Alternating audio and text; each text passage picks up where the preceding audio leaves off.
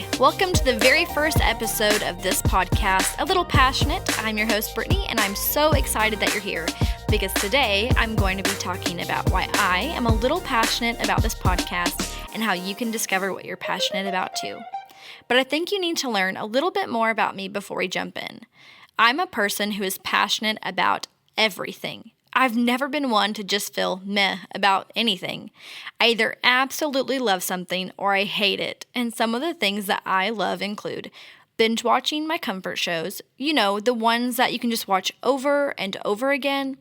Well, I've probably seen The Office at least 5 times now, although I only got second place in trivia and I'm still a little salty about it.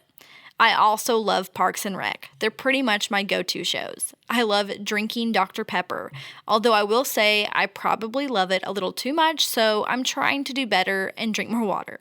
Confetti cannons. There is nothing like dancing in a sea of confetti at a concert. And speaking of concerts, I absolutely love going to them, especially if I get to dance in the pit. It's just incredible. And seeing Need to Breathe. If you have not seen Need to Breathe yet, get it on your list and do it. 10 out of 10, recommend. They're incredible and will probably become your favorite band once you see them because they're just that good. And since it's summertime, I love to go swimming. Just get me in the water, whether it's the pool or the lake, and I am a happy person. But right now, I'm in a phase of my life where I just want to prove to myself that I can do something that I thought I couldn't. And so here I am, recording the first episode of this podcast. Yay! Doing something that I thought I couldn't. But I'm also trying other things like going to hip-hop dance classes, which has been very humbling. It's also something that I've wanted to do since I was a little girl, and honestly, I thought I was a good dancer until I started going to this class, but it has been a lot of fun, and I'm really enjoying it. And I'm also trying CrossFit with my friends from church. So I guess in doing those things, I'm trying to gain confidence and honestly just defeat those negative voices in my head that make me believe that I can't do something. Does anybody else struggle with that? So let me tell you about my second day of CrossFit. Because honestly, I passed out the first day during the warm-up because it was really hot outside, and I just don't do well with the heat. And my body said, not today, this is not happening. But I didn't let that stop me, and after cooling down, I did go back and finish that workout. Let's go. And then I came back for the second day, and it's leg day. But honestly, I was excited about it. Except there's this box that's just sitting right in front of me, and I've never done a box jump in my life. But I want to get over that fear, that doubt that tells me that I can't do it. And I've never been one to be adventurous, but there's just something recently in me that shifted, and I just want to prove that I can do it. And so by the end of our session, I made a decision. I am going to do the box jump. My friends were hyping me up and helping me figure it out, which let me tell you, they're right. It really is all a mental game. And I think honestly, that's all it really comes down to when we try to do anything that's new. It's all a mental game. But I really believe that if you can decide that you're going to do something, then you really can do it. Because I made a decision, I'm not leaving here until I do this box jump. And I did it. I did a box jump and I was so excited. Day 2 of CrossFit and I've already completed this. And I was so proud of myself for conquering that fear and getting over that mental wall that was keeping me from progressing and moving forward and trying something new. I did it and so can you. Which leads me to ask, what is that thing that you've been afraid to do? Could it be that there's a dream that you've stuffed down thinking that there's no way you could do it? Have you been hearing negative voices in your head telling you that you can't do something for whatever reason? Well, my hope is that in hearing this, you're going to be able to silence those voices and expel those thoughts from your mind and do the thing. This podcast is all about discovering what you're passionate about. And according to the dictionary, a passionate person has very strong feelings about something or a strong belief in something. Basically, just insert my name next to the word passionate in the dictionary. Maybe like me, you found that there's a lot of things that you're passionate about. I've definitely been called passionate a time or two, and that's okay. There's nothing wrong with that. Maybe you're struggling to find something to be passionate about at all, and that's okay because honestly, I have been there too. I've learned that when you find something to be passionate about, it brings about this sense of importance to your life because typically the things that you're passionate about are things that are important to you. So I want you to think about that right now, right where you are. What are you passionate about? And if you aren't really sure about what you're passionate about, then what is important to you? I want you to be able to answer that. Maybe you're really passionate about your career, ministry, or a nonprofit that you're really into supporting. Whether you're passionate about video games, a certain TV show that you like to binge watch like me, or maybe there's a sport that you're really into like pickleball. Who isn't right now? Or collecting vinyl records or stamps. There's so many things and opportunities that we can be passionate about in this life, and I think that's what makes it so beautiful. But something I want to share with you is that it's okay if it takes you trying a few things before you're able to find your thing. And it just may be that you have many things that you're into. But for so many of us, maybe we've gotten to a place in our lives where we're just struggling to find that thing that we're passionate about, that thing that's just for you. And ultimately, that's one of the reasons why I started this podcast. I was looking for something that was just mine. And honestly, I'd been searching for a while. I quit my full-time job in the corporate world a few years ago to pursue full-time ministry. I know that sounds crazy. I was working as a proofreader, and honestly, career-wise, it was a great job for me. I was finally getting to do something that was involving my degree in journalism. I loved the work. I was getting to find mistakes on a daily basis, which was awesome. And as an Enneagram 1, I'm just naturally good at that. But I had gotten to a place where I was struggling in my heart and in my mind because I was also very passionate about ministry, and it was getting very difficult to do both at the same time. And at this point, I'm in my mid to late 20s, and it took me a while to even get to where I was able to do something utilizing my degree.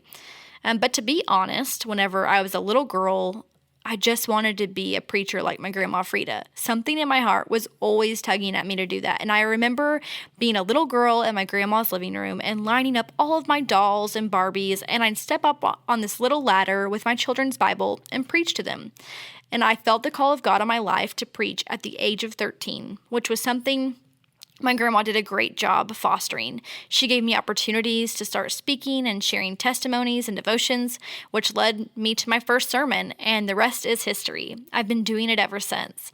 And I've been praying for years about being able to go into full-time ministry, just asking God to open that door for me, and He finally gave me the green light. And it hasn't quite looked like what I thought it would, and I'm sure that there are a lot of ministers out there who can say the same thing. But I'm just doing my best to follow the leading of the Lord in everything I do.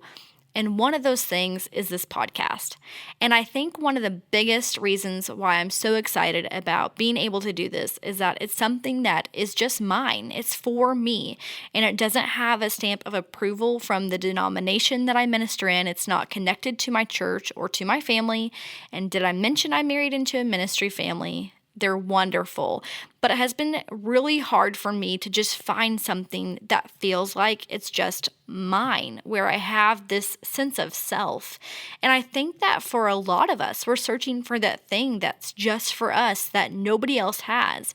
We're searching for that thing that makes us, that thing that just makes you, you. And I'm so excited because I finally have something that I can pour myself into that is mine and that I can share with others that will hopefully help them to be able to find the things that are just for them too.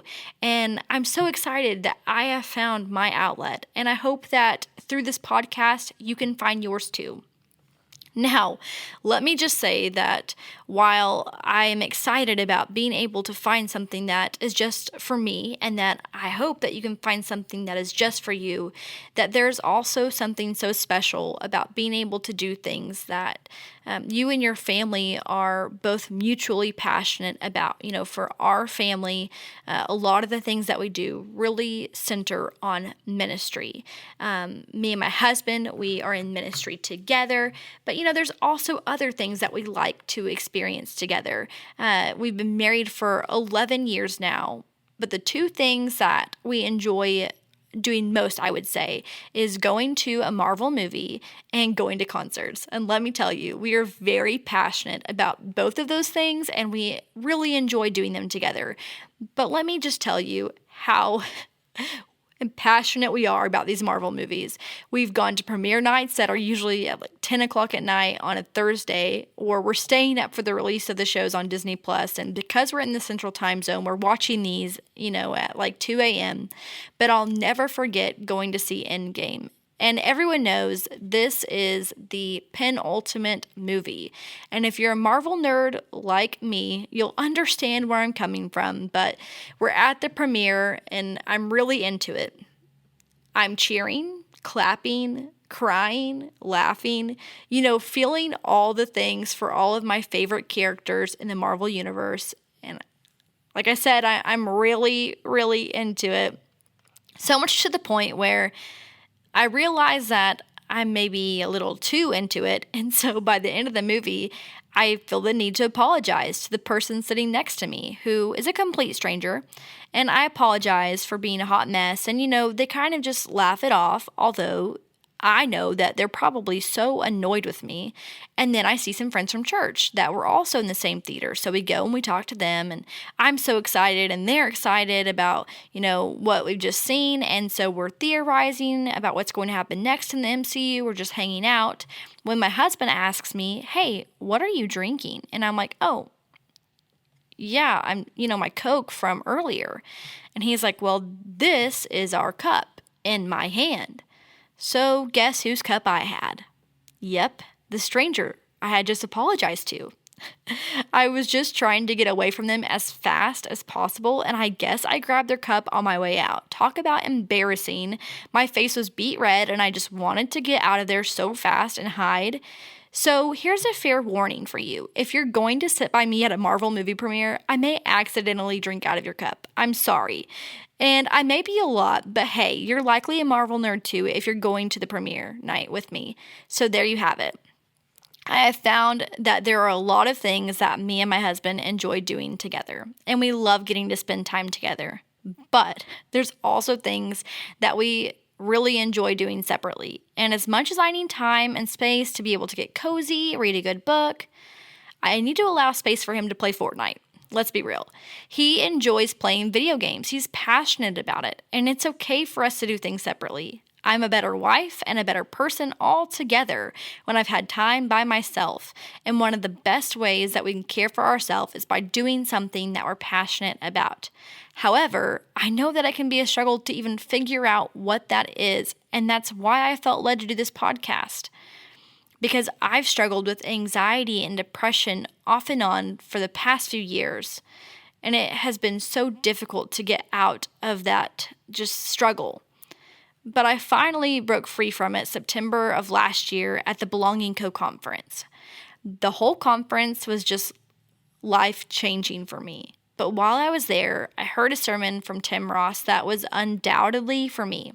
It was one of those messages that when you hear it, you think, this person must have gotten into my phone. They've heard conversations, they've read some text messages, something. But no, it's just Holy Spirit, because this message was definitely for me, and it was on the blessing of Isaac. And in that message, I just felt so seen and known by God. And at the end of it, I ran to the altar and I just laid it all out to God. And after doing that, I just finally felt like I gained the confidence in knowing not only who I am, but whose I am. And because I knew my identity, the person who God created me to be, anxiety and depression could no longer define me. But before that conference, I couldn't get out of bed. I had zero motivation to do anything. And that's why I've said I understand the seasons where you feel a lack of passion to do anything at all, because that's exactly where I've been. And it took my sister-in-law and my husband checking in with me daily, but also telling me that I had to do something, that I couldn't just keep living like that I had to get up, I had to get out of bed. And if you're struggling and no one has told you this yet, can I please be the one to say, hey, I love you, but you've got to get up, because ultimately, at the end of that service at Belonging Co., I got up and I decided you know what? I am like Isaac. The blessing of God is on my life. He has a purpose and a plan for me. And guess what? He has a purpose and a plan for you too. Sometimes that thing that we've been searching for all along is right there in front of us. And honestly, I have struggled so much with finding my thing. Not only my thing, but just even figuring out who I am, what I'm supposed to do. And for the past few years, I've had people speak things over my life and share things with me that they believed God had in store for me. And I finally felt like I got the answer I was looking for, and it was to start this podcast. And it's been a long time coming. I've struggled with a lot of self-doubt, thinking who would want to hear from me. And I'm such a perfectionist, so starting anything at all is a struggle because I know it won't be perfect. It will never be perfect because I am not perfect and you are not perfect. But here I am sharing this with you because I know that all it takes is a first step, even though it can be scary and overwhelming. But once you've taken that first step in trying something new, that passion grows. Then an excitement starts to build up. And next thing you know, you're waking up in the middle of the night with ideas for that thing that you're passionate about. Maybe you've gotten a title for that book that you've been struggling to write, or maybe God has given you a word for the next message you're going to preach. Whatever it is, all you've got to do is just take that first step, make that decision today. So that brings me back to that question that I asked earlier. What's important to you? Have you figured out what you're passionate about yet? The best part about finding something to be passionate about is that it gives you something else to focus on. And chances are, in doing that, you can actually impact someone else. Maybe in pursuing the thing that you're passionate about, someone will see that excitement in you and they'll want to leap out of the struggle that they've been in because they've seen how you've done it. They've seen how you've gotten out of it. They've seen how you've made the step in pursuing the thing that you're meant to do, and they see joy in you. All it takes is one step. And for me, that was a step of obedience. It was me asking myself, what is important? Why is this message so important to get out to other people? And I believe that if you can find something to be passionate about, and that's reason enough to keep going, to keep fighting, to keep living, to keep pursuing. So what's important to you? Because I guarantee you, if you can answer that question, then it's going to lead you to your passion. My goal for this podcast is to help people who are lacking passion in their life. It might be for you or a family member or a friend. It's also, for that person who is possibly looking just for something new to do, and that's okay. But I plan to interview some of my friends and family about things that they're passionate about, as well as speaking on subjects that I'm passionate about too. And maybe through hearing the stories of others or more about my journey and finding the things that I'm passionate about, you'll find that there's something that you can be a little passionate about too, and that this passion will give you the fuel you need to continue living life with purpose. Thank you so much for listening today to A Little Passionate. I hope you found something to be passionate about. To stay connected and hear more stories from passionate people, be sure to like and subscribe. Go ahead and follow along on Instagram too, @A Little Passionate Pod.